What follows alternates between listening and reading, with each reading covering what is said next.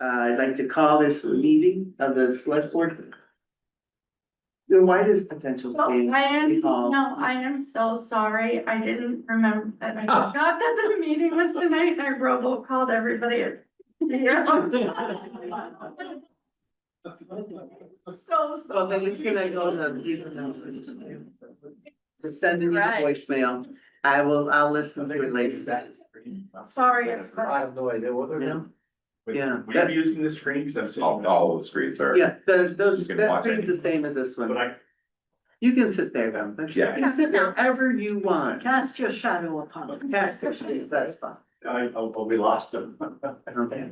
All right, okay, we were calling this meeting to order before we got a little bit disordered, and now we are back to order.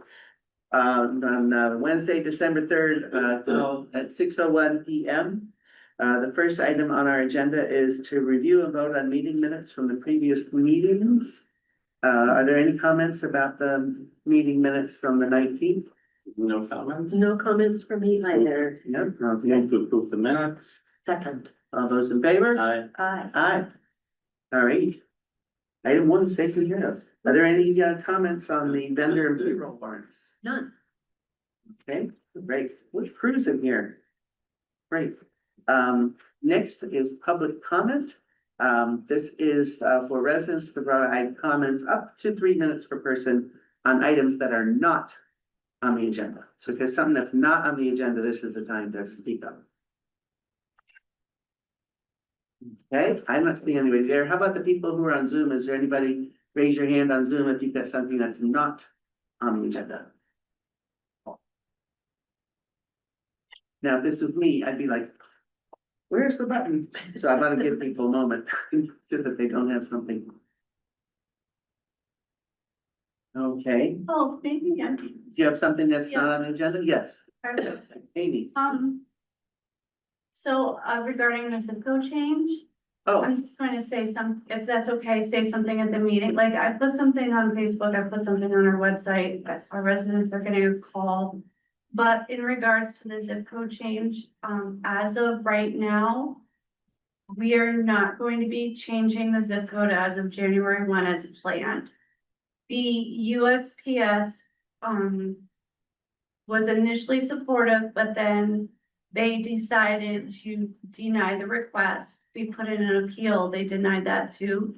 I'm working with Jim McGovern's office, I'm working with Ed Marquis' office, and I'm working with Elizabeth Warren's office to see if we can do something. So as of right now, like, no residents should be changing anything with their addresses or anything like that until they get further instruction from the town.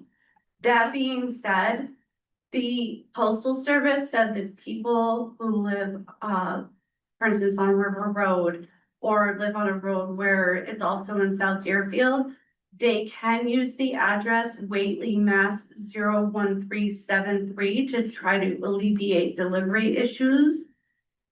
But that's only through the USPS, and so that might not be recognized with like other delivery systems like FedEx and things like that. So residents do have that option if they would like to do that, but as of right now, no other changes are taking place.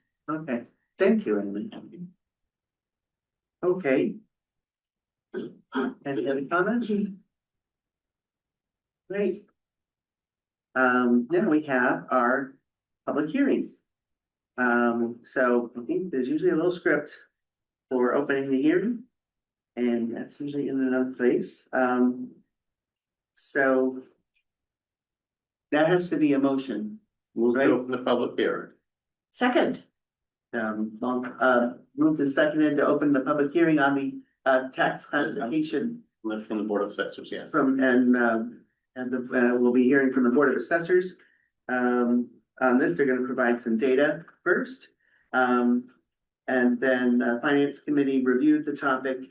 And we can talk about them after the Board of Assessors. And then we close the hearing and then we take a vote. Okay, so that's kind of the overall process for our hearings. So maybe first turn it over to the Board of Assessors for their data. Fred, you're here for the, thank you. Yes, I'm Fred Orlowski, Chairman of the Board of Assessors. this is an activity that we do every year, is setting up the tax rate, and determining the tax rate based on information that we collect during the year on our assessment of property values. We do that during the year. It comes to a culmination at the end of the year, that all that data is used to determine the tax rate. So what we're here today to present some of our findings, what the trends are, what values have changed in town, and what we're proposing for the tax rate. Okay, I am the chair. We have one other member here, Michael Husted here is with us from the board. Third member is not here.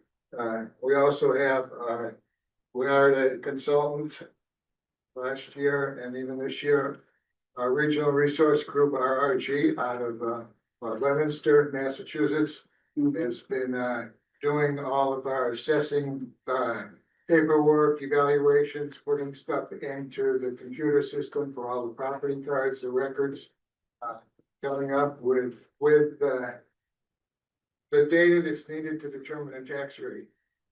As you probably know, our assessor before retired, so we had to hire somebody to help us do that, help the board do that. So that's what we're here for today, to present what information we have. If you can spare these two making some comments here, and then I guess turn it over if you want to the public or who else you have comments for. So Okay. start with, I think, Mike, you wanted something to say Regarding, at the beginning before oh, sure, yeah. we turn it over to Oh, sure. David. Yeah, RG's gonna crunch our numbers and, of course, we're here regarding split tax rate, and, I was hoping the board would consider that, a couple of things. Of course, we did write a mission statement, when I first got here, and, it's on the website, and that mission statement, is to identify, record, and value all residential, commercial, and industrial and personal property in a way to exceed acceptable or reasonable quality property analysis for equity across all taxpayers. It does go on to say we also want to improve and enhance relations amongst all taxpayers. We're of the opinion that if the split rate happens, it would somewhat conflict with our mission statement to be equitable across all taxpayers. And we're confident that should the tax rate be split, commercial get hit with a higher rate, we're not sure how enhancing that relationship would be with the town. So that's one consideration. Of course, everyone on the board would love to reduce taxes. This board, every board, we would love to do that, but unfortunately, it comes at a price somewhere. Now, if I could, we just don't think it would be fair to penalize commercial to the benefit of residential. Now, at what point would that be fair? Good question. Pete and I had a small conversation on that. I don't want to get into it, other than we just have a small percentage of our town that is in CIP, commercial, industrial, and personal property, versus residential, about, what's it, 25%? 24%, and RRG has had let us know before that if that commercial CIP were to rise to 40 or 50%, that some towns start to consider a split tax rate. So that is another consideration we're not at. We have, and I've only been on the board a short period of time. From what I understand, had the discussion of split tax rate, and it comes up each year, and we welcome the discussion. It's not a bad idea to lower taxes, but not at the expense of large businesses. Or even small businesses. So even small, and it's funny you should mention that, because 50% of all businesses in the United States is small business. That's a very, that's according to Google, which can believe everything's on the internet, and I understand nothing's wrong on the internet. Of course. It's gotta be accurate. But I guess the other thing I wanted to just briefly say is, what if Yankee Candle, who by the way pays a substantial amount of tax, or the other large businesses were to decide, I don't have to be here. I've got more money than I ever need. I just wanna pull out of town. I don't wanna do this. Well, we would lose that tax base in hopes to replace it with something else. And I will say, as a realtor in Florida for 25 years, working with high-end customers, I learned you can't steal from the rich. They don't need the money. They just don't. So would Yankee Candle pull out for a 10,000, 20,000, any increase in, I don't know, it's a what if, but they've got the money to do it. I do believe Yankee Candle does donate to uptown, but given what I just said, the board doesn't feel that a split tax rate is warranted, given the percentage in town that is commercial, industrial, and personal, and the somewhat bad will that would be created for the commercial piece. They would probably not be particularly happy. I don't know what their remedy would be. I guess an abatement. But overall, we just feel it's gonna just hurt small business. And that would be our take on the split tax rate. We would not want to get. Just as a point of, I don't know what the right word is. We are required by law to have this hearing every year. Yes. So it's not like we're having a hearing because we all want to change things. No. We have to have the hearing every year. So we're doing it And because we don't have an army and we can't secede from Massachusetts, right? So we have to just abide by the it's state a law. good discussion to have. We would agree with that. I've got one question. Yes. If Yankee Candle were to pull out, what happens with the tax? What happens to the property? Does it still continue to be on the Be tax? taxed roll? at 100%. That's a good question. I don't have an answer. I have to go to. If it's vacant, it will be taxed on much lower because we'll have to consider it vacant. So there'll be no income to capitalize. So the value would go down considerably. You will not lose the tax dollars. The tax dollars will simply spread over everybody else. That's just the way it is. Okay, I just want to know what would happen Sure. Yeah. if the property were That's a vacant. good question. Well, and the other thing, in fact, I hate to focus on Yankee Candle, I guess, because they're not the only commercial or industrial entity that would suffer, but I guess rather than do positive negatives on Yankee Candle, I think let's focus on the facts and the presentation here that RIG has put together for us. We have two people here with RIG.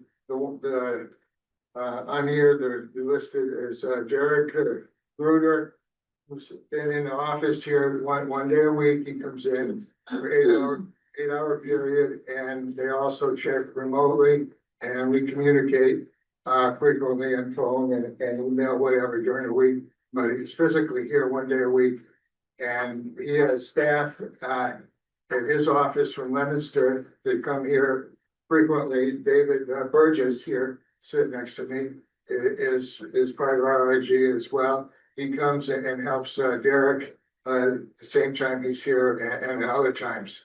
So RIG is present and helps more than the 8 hours that are visible here. So I'll turn this over to Derek. David Burgess here to go through the presentation, the material he presented, and then maybe at the end, I'd like to say some final comments, and then you could turn it over to the public and other comments. Okay. Go ahead. Good evening, my name is David Burgess, and I'm a regional assessor for RRG. Derek Gruder, who behind me, is an associate assessor with RRG, and he's the one that works in the office. Can you raise your hand, Derek? Oh, sorry. Thanks. So, next year Derek will be doing this, but this is Derek's fairly new, so I'm helping him and a few other people to get these things done. You've seen this report before, it's the same as last year's, so there's no secrets. I'll go through it quickly unless you want me to go verbatim, and I don't see any real need for that. No. Yeah, we've got the terminology of the levy and it's described in the block. The new growth, which this year was only 56,000 because of the personal property, we didn't get the personal property new growth that we would normally get. For whatever reason, we simply didn't increase it.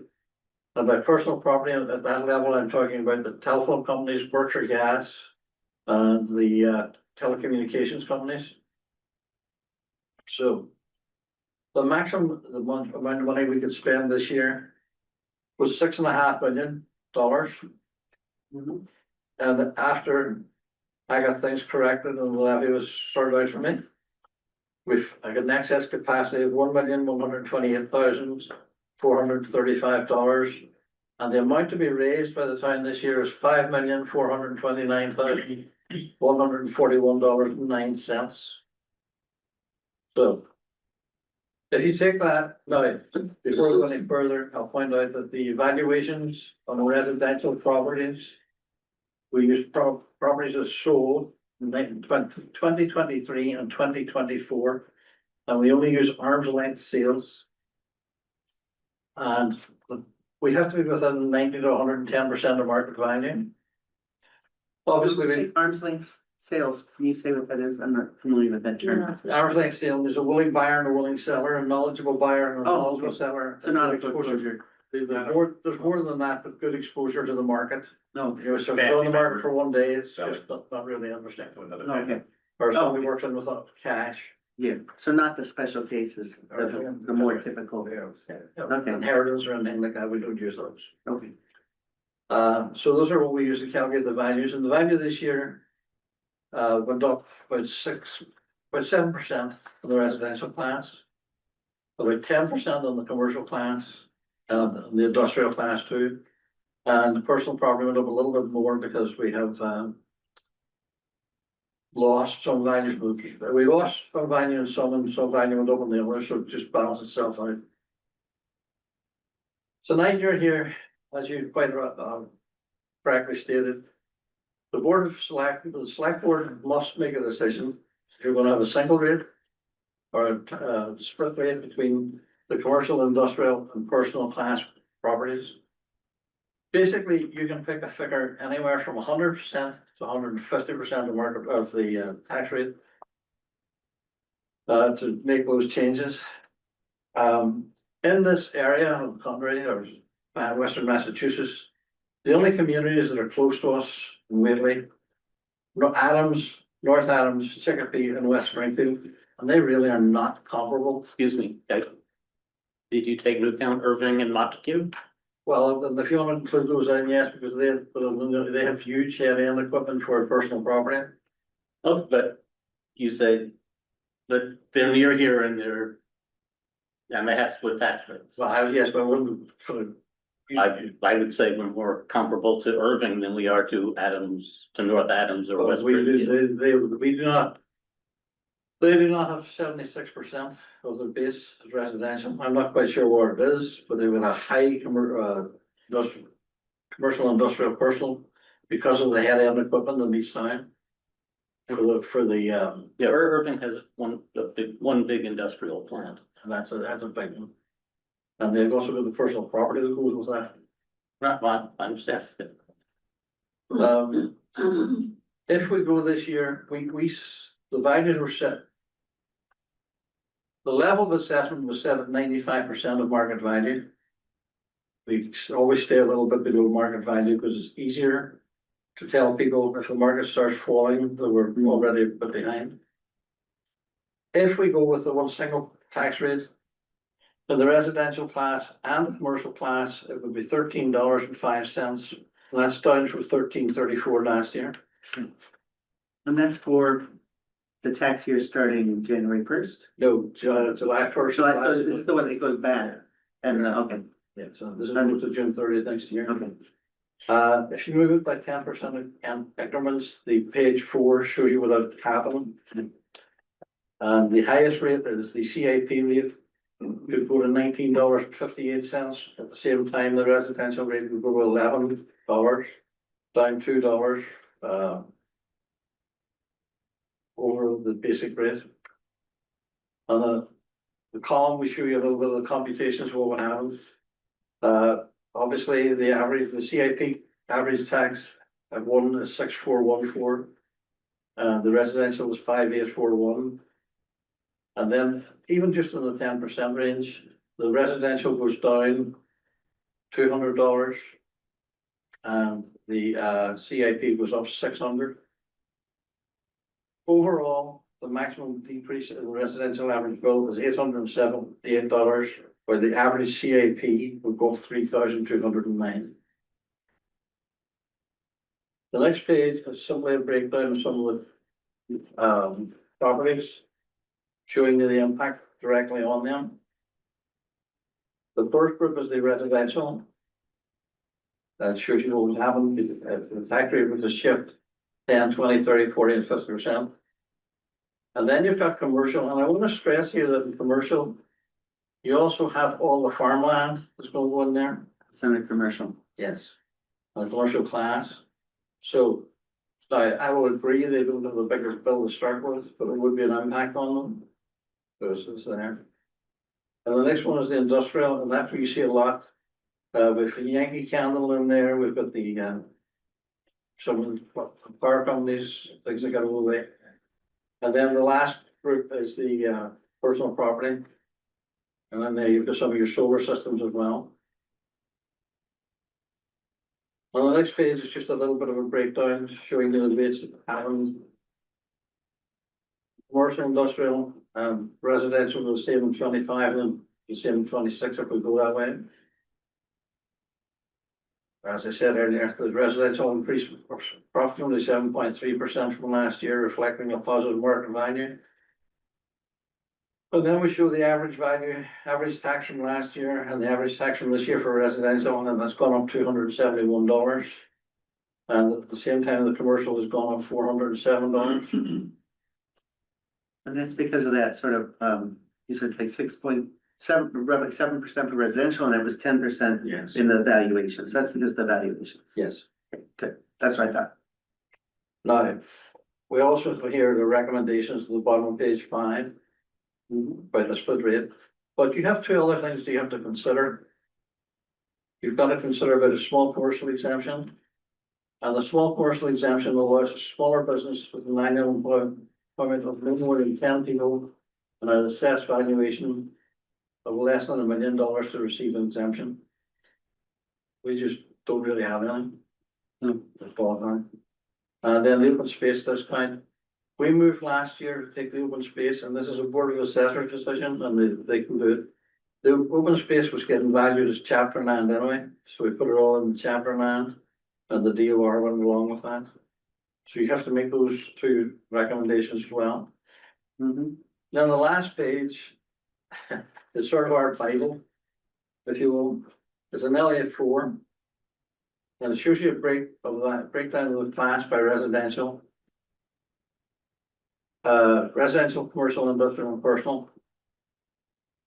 And as you can see, the first column is the residential. What page are you? Can you show me the page you're looking at? We don't have the I other don't four. I don't have that page. Yeah, We I don't have don't have that. Next page, never mind. Oh.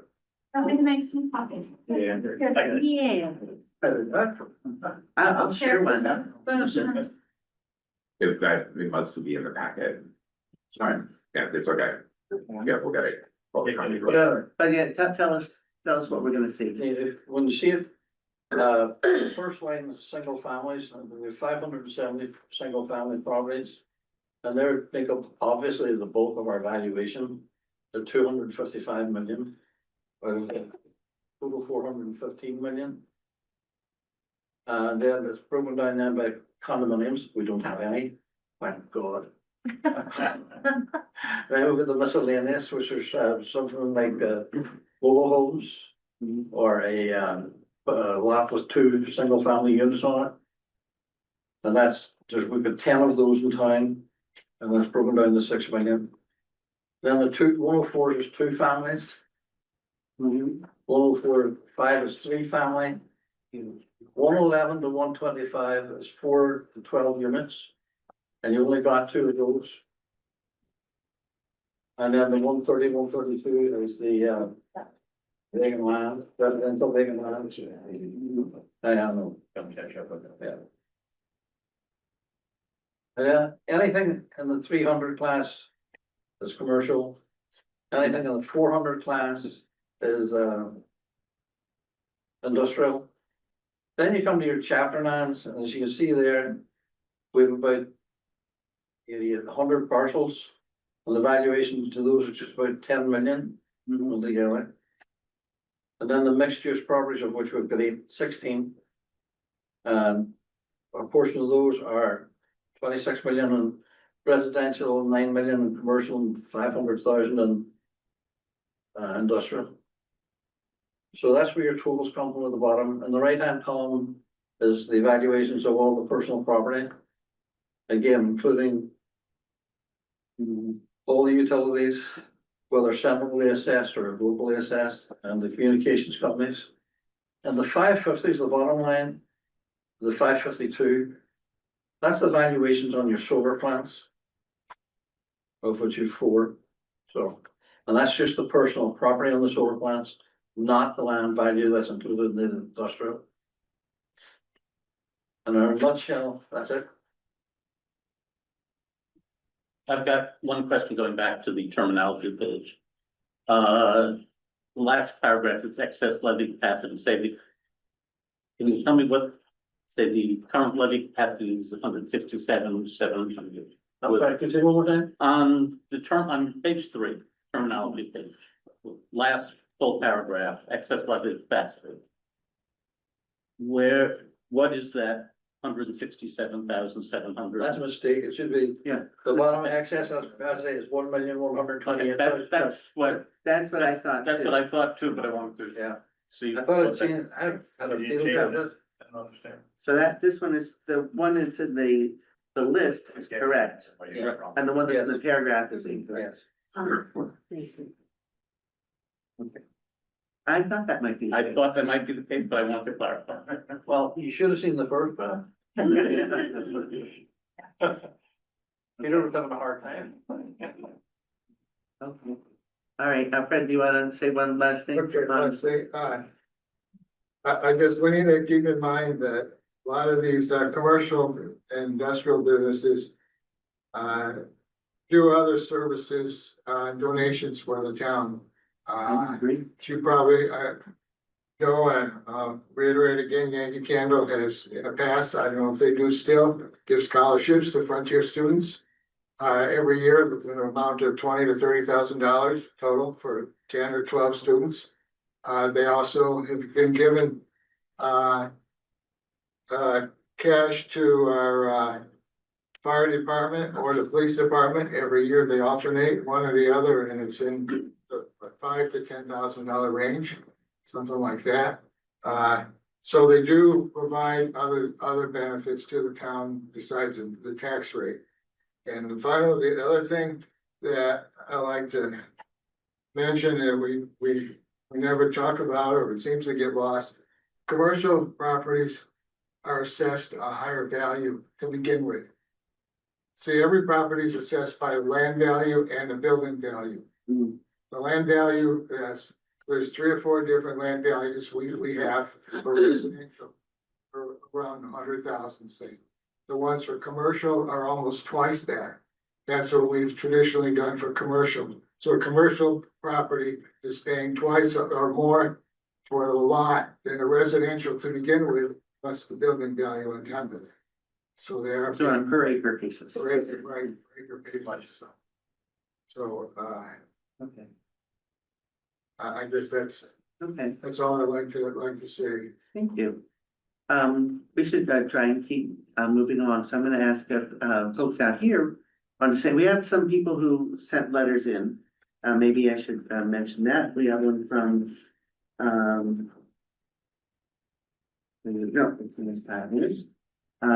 We got one from Stephen Clark, who I see has also joined us, or was here a moment ago on Zoom. He's still there, okay, good. Saying much the same thing that you're saying, that a single tax rate would be better and more fair. The same sentiments were from Robert Klinger, who I don't see, but you all aren't wearing name tags, so Robert Klinger is out here, and I'm, okay. We've also got one from Skip Goodrich, who I know what he looks like, and he's not here, and I don't see him up there. So we had at least 3 people write into us, explaining, why they would support us keeping the 1-to-1 ratio. Is there anybody here in person who would like to speak up on that? Gary? Gary Clark, Tom's Hot Dog. I wanna agree with the folks that sent in their letters, especially my brother from the inn, did a lot of valid points, Hmm, but I believe he missed out on a few. okay, I run Tom's legacy business, had 12 years, bought it from third generation. Many, families of here today, every day, people say, oh, this. I'm coming here when we're a kid, I'm bringing my grandchildren, mhm, my grandfather found and so on. Tom's affords a work opportunity to a lot of the youth that have no more opportunity. Took the paper routes away, or you need that tax revenue and all that, but I've got second, third, siblings coming through now, son, you know, little brothers, big brother work. And it's still the great work, that work ethic that, you know, it's less and less these kids have the opportunity to get out. Not that I want to promote the kid flip birds, you know, but it just instills responsibility and commitment, you know, manage the money, you know, and Mr. Lawson brought up a few good points too. The businesses get hit a lot harder. I mean, I drive the same identical pickup truck as my neighbor across the street. Commercial, it isn't. Go down and get an inspection sticker, this is $35, mine's $135 for the same test, just because it carries a commercial tag. I gotta get. Vehicles have to get a sticker on the plate every year, we have to re-register. Yeah, because the business is getting hit hard every year. And we all went to the grocery store, I mean, things are getting a little better, but they click up 3, they might come back 1, you know? And the people are constantly soliciting, you know, oh, we've got the hardship in our family, we're having a fundraiser. We're giving out, you know, get your fix. I know the Whately is generous as well in that aspect too. But we're there for the community, and we want to be there for the community, and I've got another good 10 years of building that business up, and hopefully I'll turn it over to somebody else, maybe on my own kid, but who knows, but I was born in this town.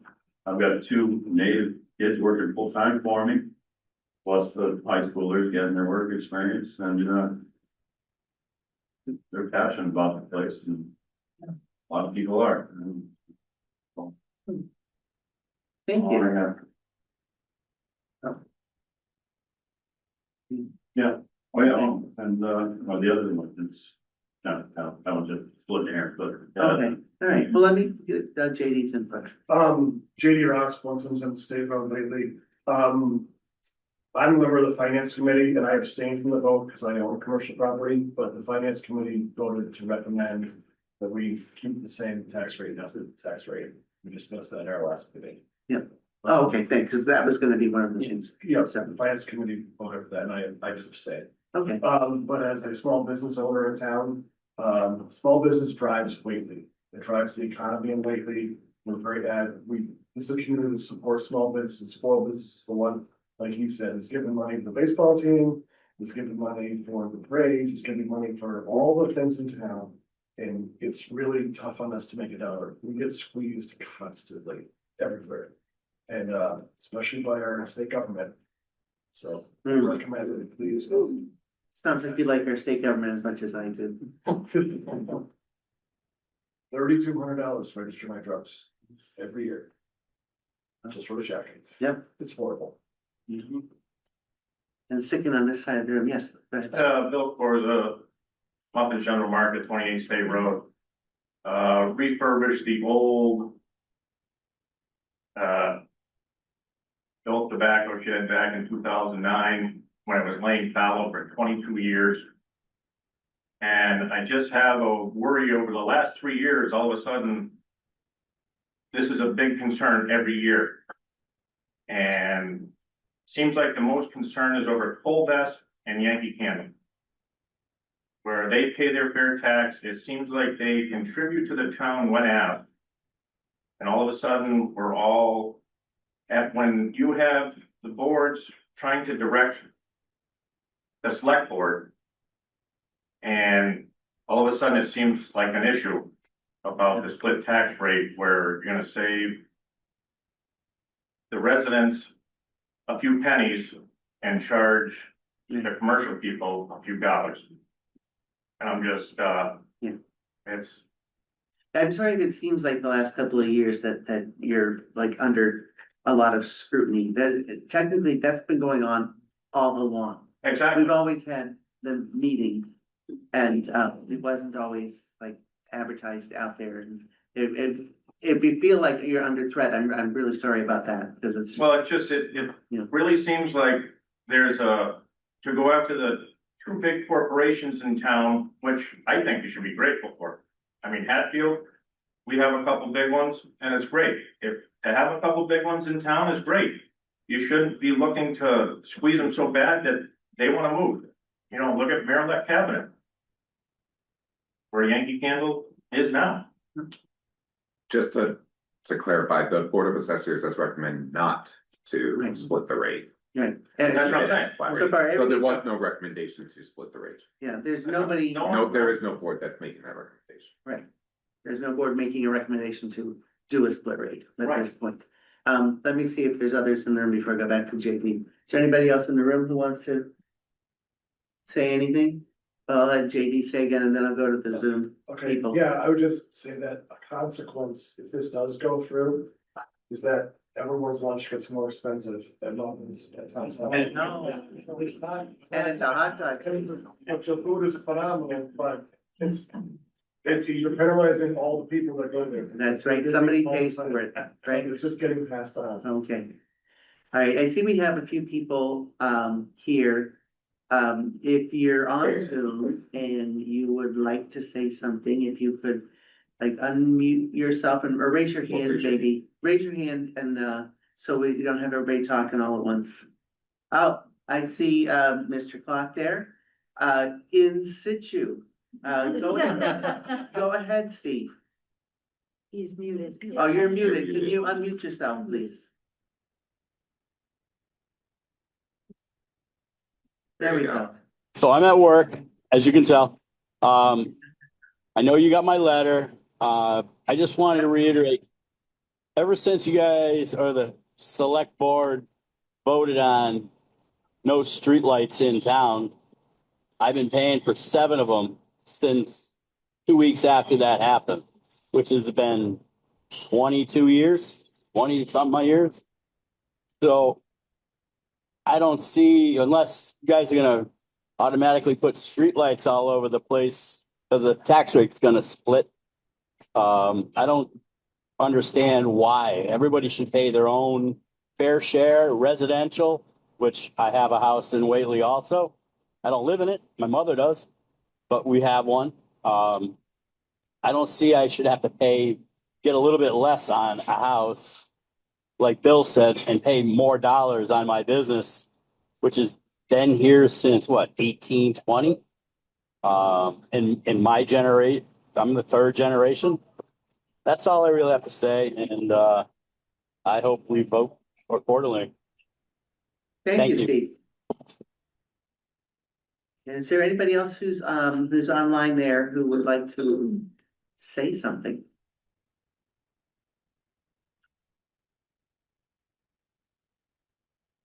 Okay, I'm not seeing anybody jumping up and down or raising their hand. Move to close the public hearing. Second, Okay, all those in favor? Aye. aye. Aye. Okay. So we have, I think, 3 things we have to vote on, if I'm correct. We have to vote on whether there's a split tax rate. You have your motions in there. Right, we have the motions in here. The first one is split tax rate or no, and if so, how much? Do we have the open space exemption? Do we have the small business exemption? Okay, so I'm saying 5 different. 5 different motions is fine, okay, all right. I can only remember The three, first apparently. motion is specifically Which page are worded, you but on? you do have. Page Page two two. of, There we go. I was looking on the wrong page. administrator's report. Okay. Does anybody care to discuss anymore? No? No, all set. okay, Larry.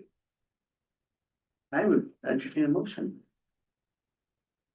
I move that the Whately Select Board vote in accordance with Mass General Law, Chapter 40, Section 56, as amended, the percentage of local tax levy which will be borne by each class of real and personal property relative to setting the fiscal year 2026 tax rates, and set the residential factor at 1% with a corresponding 1.0. 1.000, thank you. Mhm. Not 1%. With a corresponding, that would be interesting, with a corresponding CIP shift of 1.000. Pending certification of the town's annual tax recap by the Massachusetts Department of Revenue. Second, Okay. All those in favor? Aye. Aye. Okay, I move the select board vote to retain a single tax rate for fiscal year 2026. Second, all those in favor? aye. Aye. Okay, I move that the select board vote not to adopt the small commercial exemption for fiscal year 2026. Second, all those in favor? Aye. Aye. I move the select board vote not to adopt the open space discount for fiscal year 2026. Second, All those in favor? aye. Aye. And I move that the select board vote to retain no residential exemption for fiscal year 2026. Second, All those in favor? Aye. Aye. All right, thank you, everybody, All right. for all your input. Whoever wrote in, you made a fantastic report. I always learn something from your reports. And That's all for me. thank you. And I'll say more next year. you'll say more next year, okay? All right, and then thanks, everybody. Thank you. who Thanks for came your and spoke. input. That's important to us. Yes, you got it. Ready to Just stay. work on this week. Thank you Bye, very much. guys. Thank you. Thank you so much. Thanks. And, Can I just say something about. very briefly, because we've got a lot of other things. And I think, reiterate what somebody here said, Mr. Person, the last 2 or 3 years, we've been going through this exercise of determining split rate, the impacts and all that. Before that, it wasn't really, that much of a concern. And if the board decides that we should seriously look at it, and we did this 1 year to meet before this hearing to talk about it in detail and to look at the numbers more seriously. If the trends don't change, which they haven't, I've been on the board for 16 years. The trends to 75 to 80% are the same trends for residential. If they don't change, then really there's no reason to seriously look at a split rate. We can show you data all over the state Yeah. for that supports that. I understand that. So I'm saying if Yeah. you're serious next year, let's talk earlier about this. But Okay, you would have heard earlier if there was a serious. okay, that's Yeah. my final comment that. Okay, Tonight. And we're legally required to have And this we're- discussion. Yes, every I know, year I know. Regardless. Right, but okay. Thank you. okay, Thanks, Fred. all right, well, we have kept our 6:35 PM appointment waiting. But hopefully he's in a warm place because he's on He's Zoom with with us. us. He's not home. No, he's He's with with us. How can you be there and there at the same time? I have to present something, that was the easiest way to be able to get on. They're messing with the Yeah, time space you're messing continuum. with the- Let it out. All right, so There you go. Superintendent Richard Marcus. Yeah, wherever you want, Fred. Would you want to come? Sure. Wherever you guys want, let me just move my Yeah. stuff off my cord. Yeah, if you're up close, then the owl will catch you and people will be able to hear you better. So I've made you co-host, so you should be able to, you should now have the share screen option. Just keep your Zoom. Yeah. And make sure that's muted, it is. Very good. Okay, I'm here tonight to, I'm joined by the representation here from the town of Whately, and we're excited, to have that type of representation on our board that we meet all the time. But we have, tonight is just to update you as an information of where we are with a potential school building project and, what the process is, what the potential, annual assessment might be, and try to give you some planning, as it pertains to that. The first question you gotta ask is, why does Franklin County Technical School need a new school? That's what I would be asking. That's the first thing I'd be asking. I'm just gonna skip over that picture and just kind of go to what we've been battling with for the last decade or so. Probably about 7 years ago, 8 years ago, our lights in our building started to flicker on and off. We have old electrical switchgear from Federal Pacific. We did an assessment and we found out switchgear is not reliable. So at the building ground subcommittee, we went out and tried to find a manufacturer to rebuild one from scratch, since they don't make them anymore. And so we had that rebuilt, we had it delivered. That was $100,000 just for that one switchgear. There's like 15 of them in the building. And 2 days after that, all the power in the building went out. Fortunately, we had that on standby. It was just a coincidence. And it happened on a Friday. So by Saturday night, we were back in operation. The problem with the way they do the old switchgear, if one of them go, we're without power for 2 months. If we don't have something on standby, that means no school for 2 months. So that's what we were battling. So we were nervous. So what did we go out and do? Spend another $100,000 to get another one, put that on standby. And after 48 hours, we crossed our fingers. Okay, good. It's not gonna go out. But 2 months later, it did. We got another one that went out, replaced that one, and here we are again. So we're constantly to replace the whole mechanical switchgear system and the electrical mechanical system in our old facility with that type of technology, would cost, from the cost estimate, a third party, was about 32 million. Wait, they're $100,000 a piece, you have 15 of them, then it would cost But 32 million. that's just where it's all held. Yeah. That's not the entire electrical system throughout the entire 160. Oh, okay, square. so it's substantially more than just Oh, yeah, changing those. that's just an example on some of the struggles Okay. with that particular system. Same thing you could say about the sewage system, where we had to clear all wings and hallways for a few days until we could find the source of the leak. That happened, and then it happened somewhere else, and that's a continuing problem as we begin to go through that, and that'd be roughly $10 million. But once you do a major renovation, like whether it's the electrical or the plumbing, you have to put a sprinkler system in. We got grandfathered in, so we don't have to right now, but that would require about $8 million. We are also in the final 4 or 5 years of a new roof. We put 2 roof coatings on, and by regulations and laws, we can't put a third coating on. We actually have to do a complete tear down and rebuild of the roof. And that's estimated to be around $17 million, but that would take place over 5 years. So the cost estimators were saying that each year you wait on these will go up about 4% per year. So at that point, probably 7, 8 years ago, let's put in for an MSBA and let's just see what happens.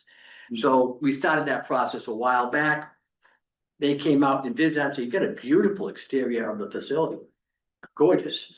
Guys really do a nice job keeping it up. I would like to thank our students for that, because they have the landscaping and the plumbing, and we try to do our best with that. However, they said your interior put you #1 on the list. So they bumped us right up to #1. With that being said, they said, because we have a couple of options here, if we were trying to fix our current facility, we could only go out for 15-year bonds.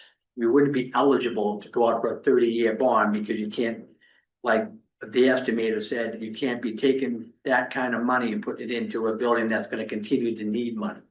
So,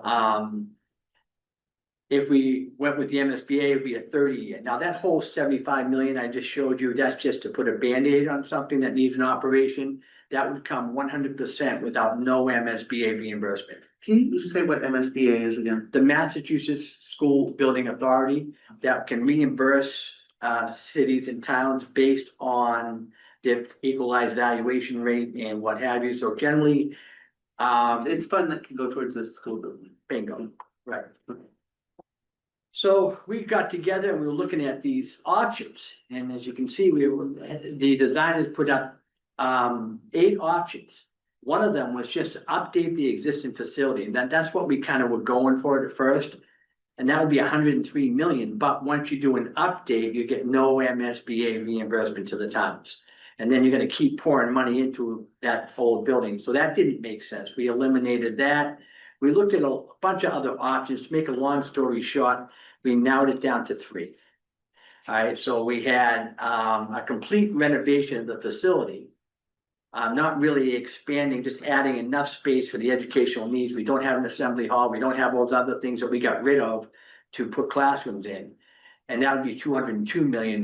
But again, you get a much lower percentage with a renovation reimbursement from the MSBA than you would a core building. So we were really stuck between 2 buildings, and they were the lowest of the 2. Option 6A and option 8A were between 196 and 197 million. And that would be a complete brand new facility. And we went through a whole process to try to figure out where that would go. And we're looking at our current land, and it would go right in back of the baseball field, right in that area. And so that's where that would go. The school, as you can see, we were gonna select something that looks more like this, because if you look at the back part of that, what sticks out, that's where all the vocational shops would be. And it would be kind of away from all the academic shops. Right now, our school, right across the hall, you're in math class, you're smelling auto fumes.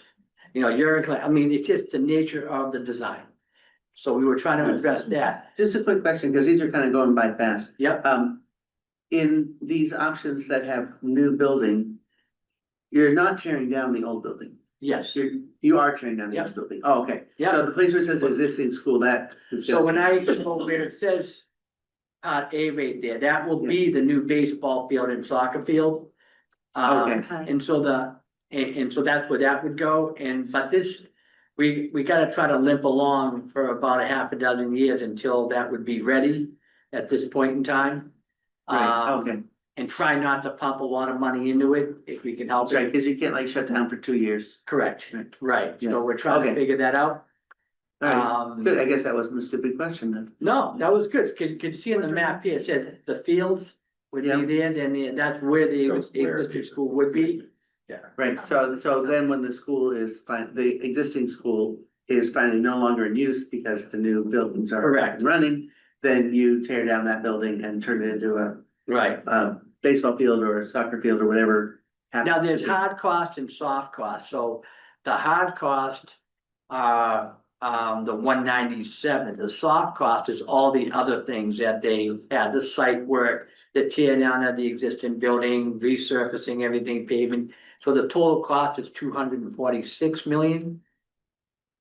Okay, And the building would look something like this. Again, these aren't final designs. We right now have just finished the feasibility study. We're now in the schematic design. So these will look maybe a little bit different, but they're pretty close to what we're looking at. We decided something that made a lot of sense to us. We have 653 students grades 9 through 12, but we're gonna build a building for 600. We're the first in the MSBA pipeline to ever go down. And the reason why we're going down is because we are well aware of 10-year trends in enrollments and populations. We want our existing regional schools to thrive. Could we build a building for 900? Absolutely. Could we fill it? Probably. But that's not, we're a community.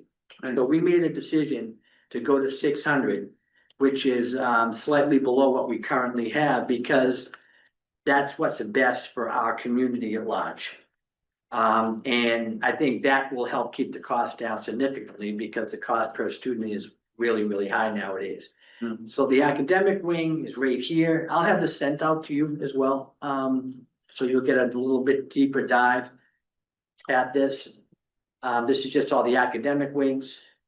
They're separate from the shops that are in the back. The school might look something like this. We made it clear to the designers when we first selected them and went through the process, we are not looking for the Taj Mahal. If you're looking to build a beautiful looking building so you can put your name on it, you're going to the wrong school. We want something that we're a blue collar community. We have served the districts well for 50 years. You look around all the towns, you see the electrical trucks, the plumbing trucks, the carpentry trucks, all that stuff. Those are kids. And they are coming out of the school and then they're giving back to the community. And we've been doing that well. We want to do that well for the next 50 years. And contribute back to the tax base. Here's a decision-making matrix we went through to come to the conclusion for the option that we did. And that was not just like a small group of administrators. That was with parents. That was with some school committee members. That was with administration and teachers and students. And we kind of went through, we had a whole night to kind of go through what we liked and didn't like about each of the buildings. And if it hit what we needed educationally, community-wise, values, sustainability, energy, facility, character, we kind of went through all of the little check marks. Is there gonna be any solar on the roof? Yeah, no, there'll be solar, not necessarily on the roof, but off to the side. Okay.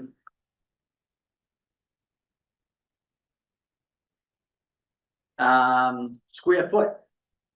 As you can see back at South Shore Boat 2 years ago, 2026, they have a project at $892 per square foot. Now that's supposed to go up 4% a year on average.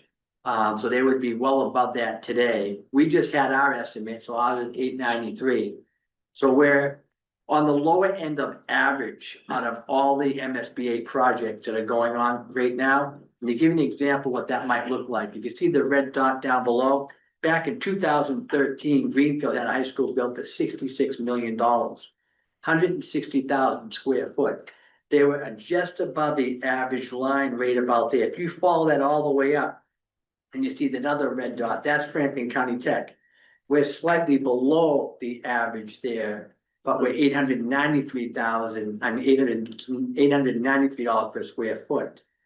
And if you were to extrapolate that out for Greenfield if they were to build that building today, it would cost them about 180 million. However, that's 160,000 square foot. We're 220,000 square feet because of the shops. Yeah.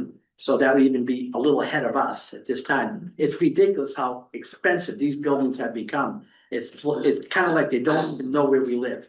We're out here in Franklin County. And they have, as soon as COVID hit, they shot right up and they never came back down. So that's where you see that big arrow. Which is why we're real careful to go to a 600 person high school. We gotta do something. Our enrollment trends, I said here last year that we probably hit the tipping point. We'll start to dip back down. So that's where we are right now. When I gave that total number, that includes out of district, but our member district on enrollment has dropped off. And I expect it to drop off a little bit more as I look at my 10-year trends till it flattens out in that mid-5 range in a couple of years. And to be true to who we are, Franklin County Technical School serves our communities. We have more than 120 kids out on paid co-op last year. That's direct pipeline to the world of work when they get out.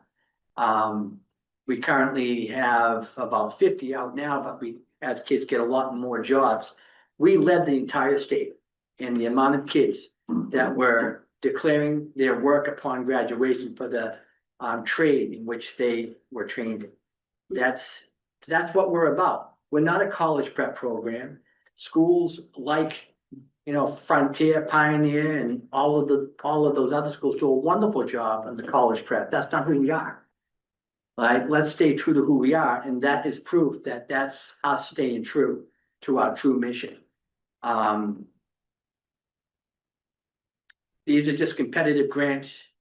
We have received over $11.5 million worth of competitive grants since 2014, which has enabled us to, get a new aviation maintenance technology program in an industry where our students can walk out of there making $70,000 a year with jobs all over the world. And getting them trained for that. So we were able to put that up in the last year or two. We have a veterinary animal science program. The reason why that's important, I remember coming here probably 12 years ago. And there were probably 2 or 3 students going out to Smith Voc with a ridiculous amount of money to the cost to the town of Whately. So you guys are asking us, hey, what can you do? Well, let's look into it. Well, here we have an animal science program now. This will keep kids coming to Franklin County Tech at about $18,000 per pupil, which would be the assessment, as compared to an average of about $68,000 to go to Smith Voc. So this helps us kind of go in that particular direction. We also have a change in the regulations with the lottery. I'll be done in 2 more minutes, right? This is just the timeline of the project. I wanted to get down where we are with the assessments for the projected assessments for Whately. Would you back up to the timeline? Just Yep. Thank you.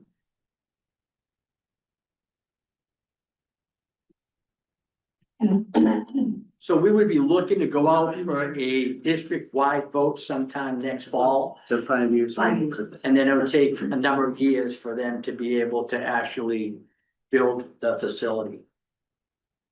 Great, thank you. Yeah, and you say again, when was the, you're looking for town meeting votes in what year? We'll go out to vote next fall. Oh, so a special town meeting? Yeah. Okay. Yeah.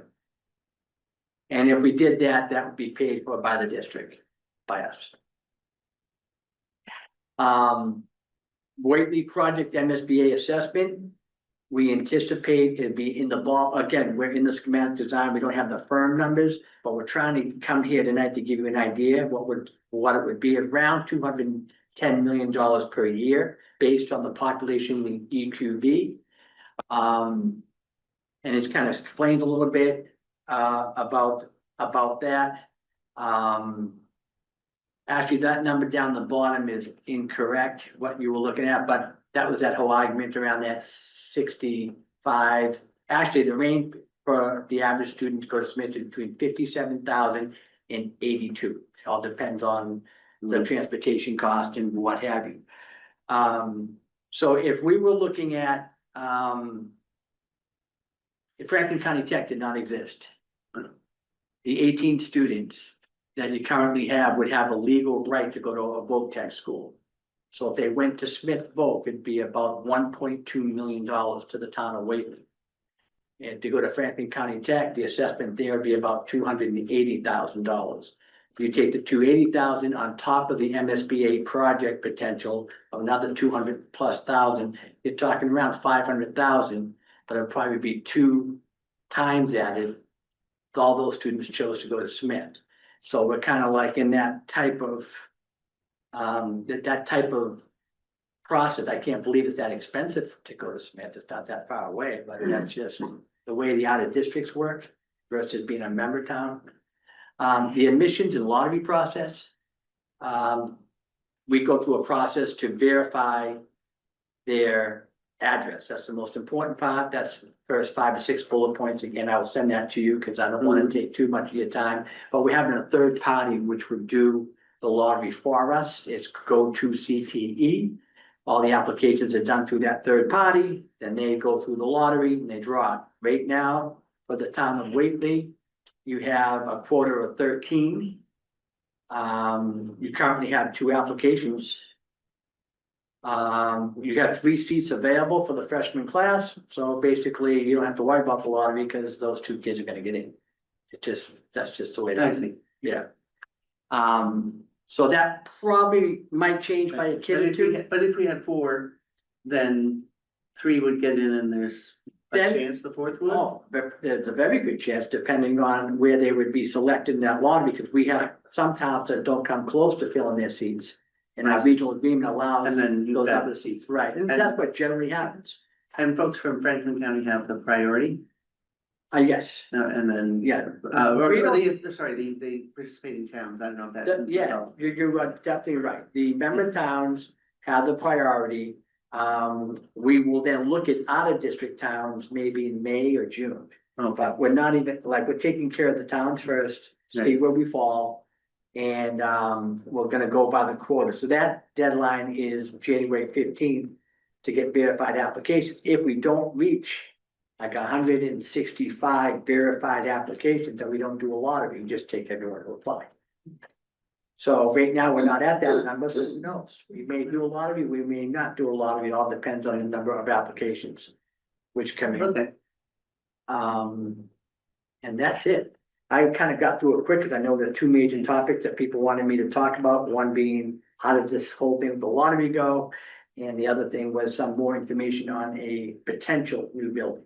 yeah, And it's just a potential at this point, but we'll, we're going through as if it might happen. right. So I mean, when we have to pay for it, it's going to mean basically our assessments will go up if there's a decision to get this new building. Is that a Yes, fair statement? and I think it would go up, slowly. For the first 3 or 4 years, it would start out small until the students are actually like, I don't know exactly. Yeah. It's like the first 3 or 4 years, it's a slow wind up till you get to the 210. Okay, and then so over Then that it stays period, that way Yeah. for the life of the 30 years. and then it comes down after that. Well, Well, then it's over after 30 years. Yes. okay, and is this gonna roughly double our pupil cost, do you think, or is it? Like, Right now, increase your it by assessment, 50%? you're pretty close, because I think right now your assessment based on the students you currently have, which are 13 or 14 in the building, is right around, on top of my head, right around $280,000. Right. So this would be another 210. Okay, so Yeah. not quite doubling, but Right. so it's a significant Yes. increase. Yeah. But you're making the case that it's well worth it. Well, And I that's up to completely and I get that. totally understand where the taxpayers are coming from. So this is not my thing to say yay or nay. It's just, No, I'm gonna no, provide some information that they will have informed decisions, and how they vote, I respect it either way. Can you explain what the role of MSBA is? Is it a loan source? Is it as a grant source? What Great is it? question. So it is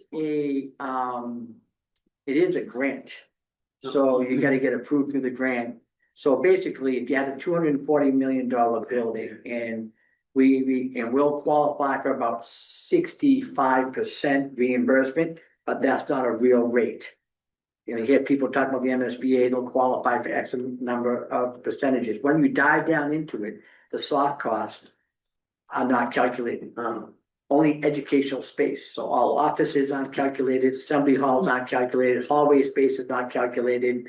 Site work, utilities, tear down, break down old buildings, so that's why the cost, that's why the real reimbursement is about 50%. So, $246 million proposed project would come up around that $123 million mark, somewhere in that ballpark. As the actual cost split up between 19 member towns over 30 years based on the EQB. And does that $246 million figure include the estimated 4% raise increases Yes. each year? The estimators have put that on by the time they build, that's what it would be. That's what so they did the 4% increase all the way up to the time of beginning to the end of construction. So that would be at the firm price, that price would not change. That's not, but the price I'm giving you now is not firm, Right. not until the schematic design's done. That's, I'm told, gonna be, even continue to be refined. Not in a higher direction, but in a lower direction. I'm just trying to give what we have received right now. So you think that 246, if that was to be the number. Yeah. Would be locked in, notwithstanding any Correct. inflation Right. or. That would be Additional cost 100% from locked in for the material. 30 years, correct. And it wouldn't go up because you're just starting the project. Whatever the voters vote on at that time, that's the one. that's the budget. Well, that's the budget, but that would have to cover any increased costs. It covers everything. That's why they do the estimate that way. Okay. They do it based on that 4%. Well, yeah, that's based on 4%, but if you get a period like we did 2 years ago with 8% inflation Right. rather than 4%, your It could be material 50, costs are gonna go well up. it could be 50% inflation. What they vote on, that's the mark. That's the way the MSBA does it. Okay, are there any questions? Anybody here wanna ask any questions?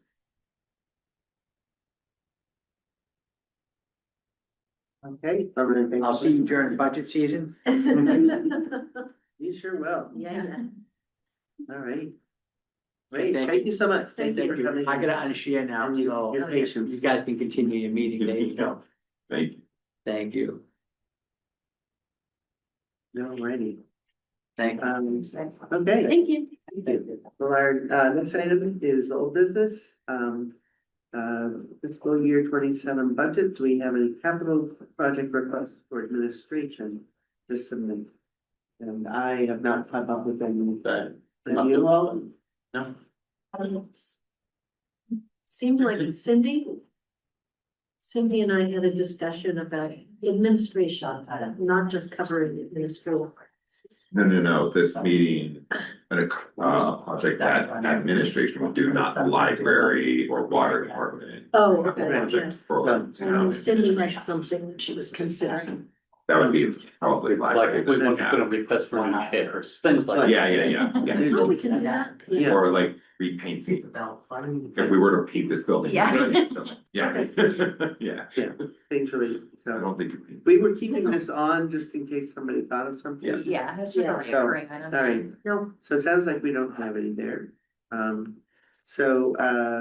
We, this is an item held over from last time, we want to review, discuss, and vote to appoint members to the Giving Garden Committee. And, there we go, let's go over here. So, we were ready to vote and say all this, last time, but they had a scheduled meeting that rescheduled.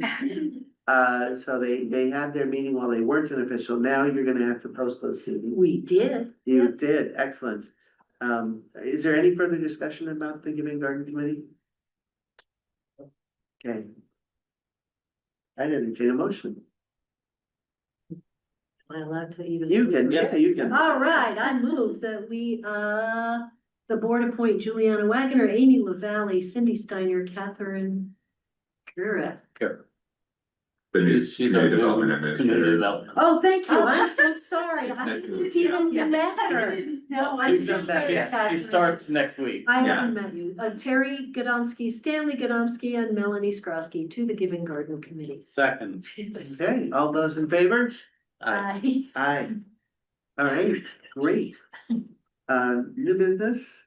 To review and discuss priority projects list for FERCog's reference related to potential grants. This morning. Yeah, so this is one that we do for the FERCog, all the communities. It's a way for the FERCog to be aware of various projects happening throughout the county. Or that the county members want to do, so that either they develop grant programs or they make us aware of a grant program. So we just provide that list of what our projects are and what our top three priorities are. We also update the current list if we're now designing or we completed construction. So this is the list as it was provided to them last year. Yeah.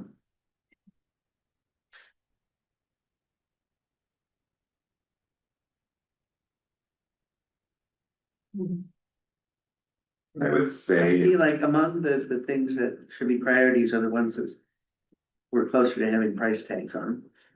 So in that sense, like everything on the second page except for fire department pumper truck. Replacement truck looking at fiscal year 2029. So that sort of makes it feel like less of a priority because it's a little further off.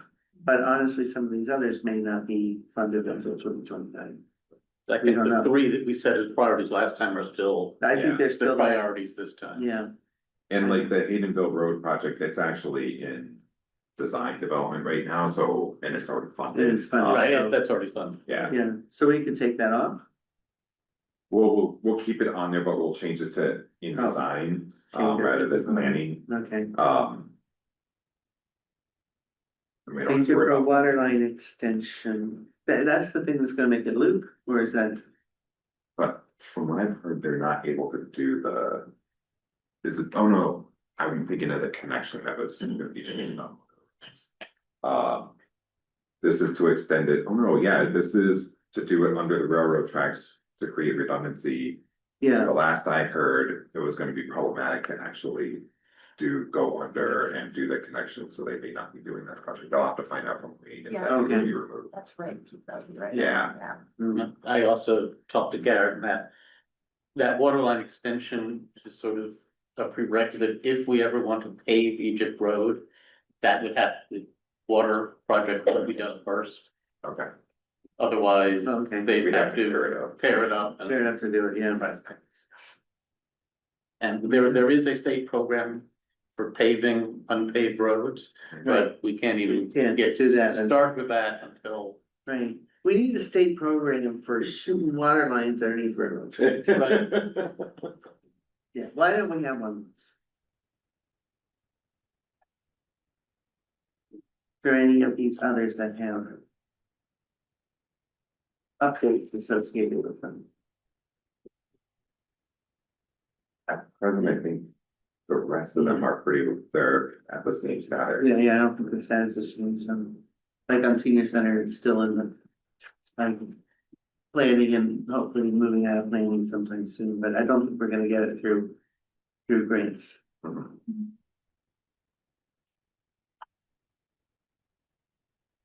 Any other comments?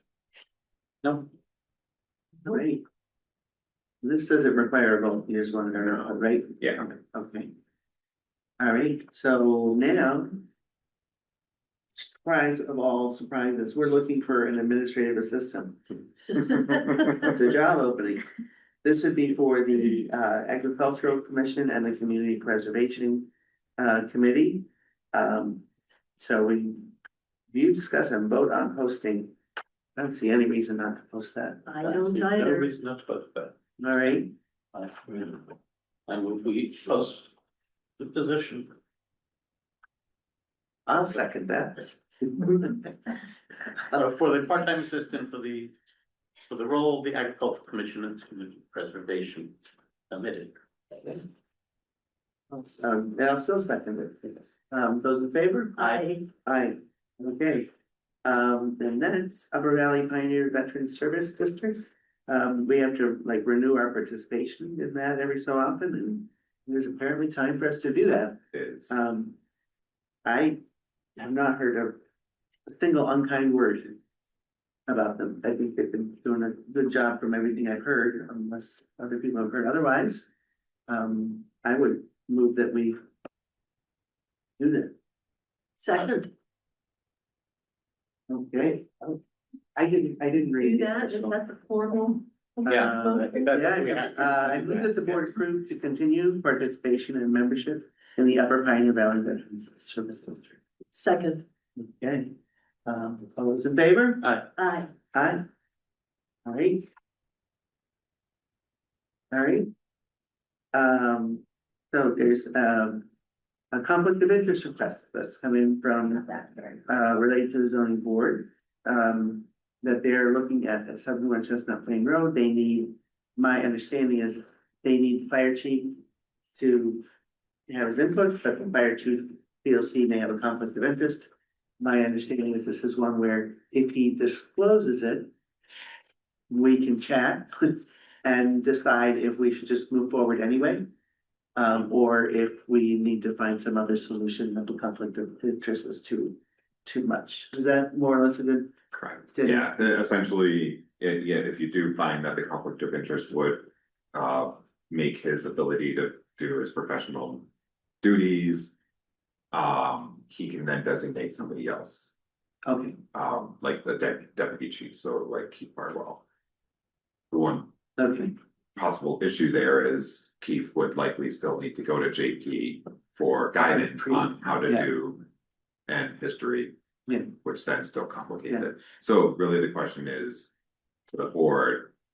based on your understanding of our fire chief, the way that he handles his professional requirements in general, and his experience in the town and what he'd be required to do here, which is to do inspections, do the permitting requirements as well as provide feedback to the zoning board as it relates to the zoning bylaw implications, without having the fact that he has a financial interest in a budding property. If you feel that that would not complicate his professional term, then you can make that determination that you, what did we say? You determine that that they are separate from and not substantial and would not have any effect on the integrity of services. So it's more of a, it's always on a case by case situation. Yeah. Yeah, it's case by case, and then, I read his letter like 2 hours ago. So But also, when I looked at the map, it appears in this case, where the actual facility would be, it's a large property that they have. And this will be like close to a half a mile from the house. The way that it's done is you do it 300 feet from the property line. Yeah, I know, but Yeah, I'm just, that's what I think. a large property is then gonna encompass. Right, but much larger area. where the buildings are on this property is up a very long driveway from Chestnut Plain Road. So while adjacent to the sister's property across the street from his, it's not. If the property lines were drawn differently, he wouldn't even be adjacent. He's not even adjacent, he's on the opposite side. But he's a direct abutter and his sister is across the street. I see. No, No, no, he says he's six. he is across. His property, I assume, is Dan Kennedy's They're both- property. Oh, they're both across. They're both the across street, the street. Yeah. Okay, Yes. They're Yeah, both in- yes, okay, yes. even Okay. numbers, They yeah, are both, 76, yes. Okay, yeah. 74. Versus 71. yeah, Um, I have no qualms about his professionalism. I have a little bit of a doubt that anybody wouldn't have some personal feelings about explosives being stored near their own home. So I'm on the fence about well, this. yeah, explosives being stored there now. Right. This is just going to build yeah. any new Building more, buildings. silo for more. A silo. Yeah, Yeah. to increase the quantity. Yeah. and- There are already explosives on that Right. site. Like I said, I have no qualms Yeah, about his and- professionalism. I think it's important that it's permitted properly and that the safety issues are really well considered, and the second in command would really actually have to go to the chief. Yeah, so I too feel like I don't have any trouble. I'm thinking that he would be completely professional about the whole thing. Yeah, I have Yeah. no doubt about professionalism. I think the conflict of interest worry would be that he would overregulate, not wanting more explosives there, rather than letting something go that. I don't see that as a problem. But yeah. Okay. I think But I mostly, I think people would fear that they would like try to shut something down. And I don't think that would be the case. If it is Right. legal, he's gonna make sure they have the proper safety and the right kind of building, all kinds of things that he knows and I don't. About Right. how to make that as safe as it can be. Right. And I don't think he would stand in the way of something that is, legal and defensible to do. No, I have absolutely no doubts about his professionalism, that he would. Yeah. Do the job correctly. Okay. I move that the board make a determination that J.P. Kennedy's financial interest at 76 Chestnut Plain Road and his family's financial interest at 74 Chestnut Plain Road are separate from and not substantial, so as to not have an effect on the integrity of the services for which he must perform as fire chief, related to any permits or licenses for 71 Chestnut Plain Road. Second, All those in favor? I, Aye. Aye. Okay, we're at the select board liaison updates. We just keep meeting. And there's no real update, we had another meeting with Comcast. And they're gonna get back to us and we're hoping to wrap it up by the end of the year and maybe we will, or maybe we won't. That it just keeps on going. Well, and they have a staff change that seems. There's a staff complicated. change that if we don't get it done by the end of the year, it could put a big delay on everything. So I hope we get it done by the end of the year, and I have not heard anything since our last meeting, which was, I feel like it was 20 minutes ago, but. I think it was, it was the week before Thanksgiving, it was the Friday before Thanksgiving, yeah. So I don't really have any other updates. I've got nothing Thanksgiving, sort of knocked out most of the meetings last week. The only thing I'd like to say is to thank the highway department for doing a good job yesterday in plowing and clearing streets. Let's see, the newly appointed, Giving Garden Committee is meeting tomorrow at 1, to discuss further actions. Cindy Lee? She was here for a while. I don't know. Okay. Okay. Later. That's interesting. She and I met last week. The things that I came away from our meeting with were that library services are level funded through the federal government through 2027. That level funding does include cuts that have already been made, so they're not gonna get walked up again, but they are not gonna get taken away. A mini split stopped working at the library, and I thought she was here to, I can speak to that. capital request, okay. And that's what I came away with. Yeah, so I did meet with the Bobs, and essentially they've been looking at whether or not they can repair the mechanicals. Yep. Which are out of date, they are not, some of the features or elements cannot be replaced, the company just doesn't. have that package. They're obsolete, thank you. So that would look at replacement of the system. We looked at the accounts and they don't need to make a capital request because they do have funds okay. that are set aside for capital uses. Okay. We don't have a estimate yet, right, just yet, but it definitely is under a mark that we should be able to do it without doing any kind of capital request, because a capital request would unfortunately mean they would have to wait until twenty-seven, Right. FY 27, or we'd have to do a special town meeting to appropriate free cash. Thankfully, they do have the money. We're just verifying that dollar amount, then they'll go get a couple more price quotes to verify that they have the lowest, and then if they can get it done and installed by the end of December, there is a current mass save rebate program for these mini splits. Yeah. If that doesn't happen, Mass Save is a state-funded program that all ratepayers pay into, and Mass Save does renew those programs regularly, so. Yeah. Although we don't know what next year's rebate program is, if they don't happen to meet it by the December 31st, likely if the work is done next year, there likely is another rebate program for next year. If I can, I missed one meeting that I had.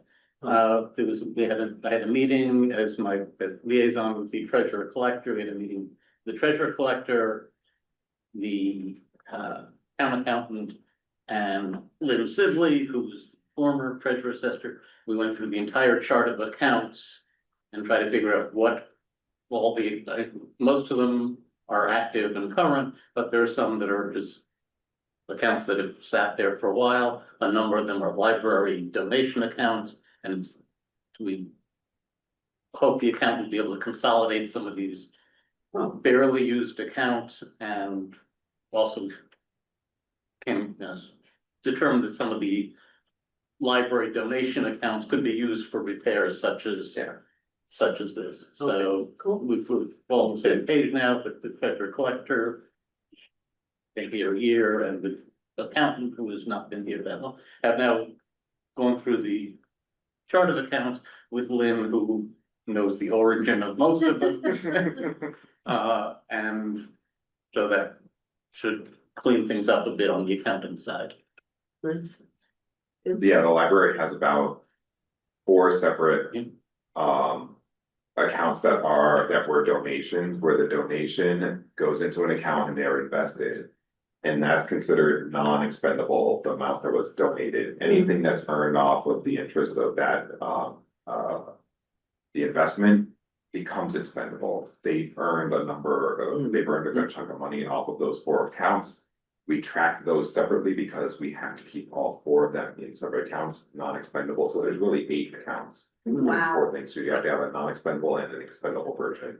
But then there is also another donation account, that has a large dollar amount in there, and then on top of that, the library has a separate investment account, that can be used as needed, that has close to $250,000. That one they try not to use unless there is big ticket things, because it's just, it's there We for treat it big almost like an needs. endowment. Yeah. Yeah.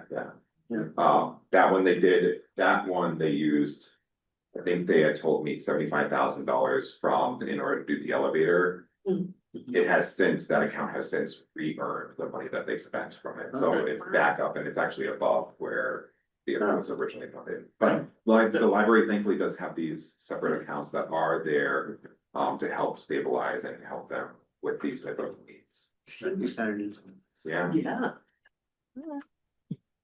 senior center to. That's right. That's right. Well, I'm That would be the doing best. my best. Yes. Right, I think we interrupted you. Ian Go wanted ahead. to say something. Oh, Ian, you wanna be? Yeah, here? I just, If you don't mind, I actually did a complete study of those library separate accounts that you guys were just talking about. And I will share that with James. I'm going to meet with James in a couple of weeks. And they do vary on some of them. We do not have to just use the interest. We can get rid of the principal. We have a $400 one that's almost 100 years old that we would like to clear off the books. So there's some little details like that, but I've gone through everything with the help. Pete helped me, pointed me in the direction of Dara, and I've researched the history of a lot of these. So I'm going to share that with you guys when it's finalized. With James, and Pete or Yeah. whatever. So that way we great. know exactly where we are. Thank you. Thank you. That's it. Just want to clarify that. And just out of curiosity, will you be sharing that with the rest of the trustees? Because it didn't seem like they were aware that research was being done. Oh no, of course they were. I already shared it with them, and I spent 20 minutes okay. at one meeting in the summer Okay. talking. They all got it, so I'm not sure which trustee Maybe we're because talking. it was the summer and they just didn't recall that they had these monies. This was from the summer. Was that from the summer? I'm sorry, Pete, because It was my conversation I had with them today, and they weren't aware of these accounts. No, they're aware of it. Are you talking about the Bobs? Okay. Yes. No, I've handed it out. It's like a 5-page chart, and I spoke about it. They've seen it. I don't. Okay. They may have been thinking you meant something else. I don't know. We call them special revenue accounts. Yeah. Yeah, and some people have called them trusts, but they're not really trusts. So it's But maybe the main point is just that the trustees are aware that what you can and can't use those monies for if there are restrictions. I think they already have that. I have a chart. So I'll go back to them and say, well, Okay. what? Maybe they thought you were talking about something else. But I'm going to share the draft or the final with James also, and you if you want, whatever. You can share that with the finance committee, because that might be relevant at budget season if there are library requests. Yeah, I mean, it's all in the accounting information that you guys give not you, but the town presents every month, every one of those. That's the numbers in the account, but not necessarily if there are any restrictions. Yeah, okay. No, that's fine. That's fine. There are restrictions, but they're clearer now than they were before, I think. Okay, thank you. Yep. Thank you. Okay. Anything else, Pete? Just a couple updates. One, Comcast sent out a notice of price changes that are going into effect for their TV packages, service fees, and equipment fees. Customers are gonna receive those notices, starting with their statements that, started going out last week. The town of Amherst sent a letter of appreciation for the mutual aid that the 32 communities that supported the Olympia fire, of the Olympia Drive apartment fire. And since then, we actually received a citation that their town council ended up awarding or granting to the 32 communities. And that came in today. So, and that provided that to the fire department and given that citation to the fire chief for the department. And on the school zone, the flashing light, Yeah. so there is a programming issue. The fire chief is working with, he's gotten an update with it, but with the vendor. It wasn't working, so he turned off the lights as far as I'm Yeah. aware, but he is Yeah. still actively Yeah. working to get it corrected, Corrected. but there is a software issue of it, but Right. they at least have. So for the time being, What they're it turned is. on Yes, until it fixes. yeah, I think that's a great solution. I mean, because it's not like the speed limit sign is still there. right. It's Yeah. still on. We still have to go 20 during the levels. All right, I move that we adjourn. Second, all those in favor? Aye. Aye.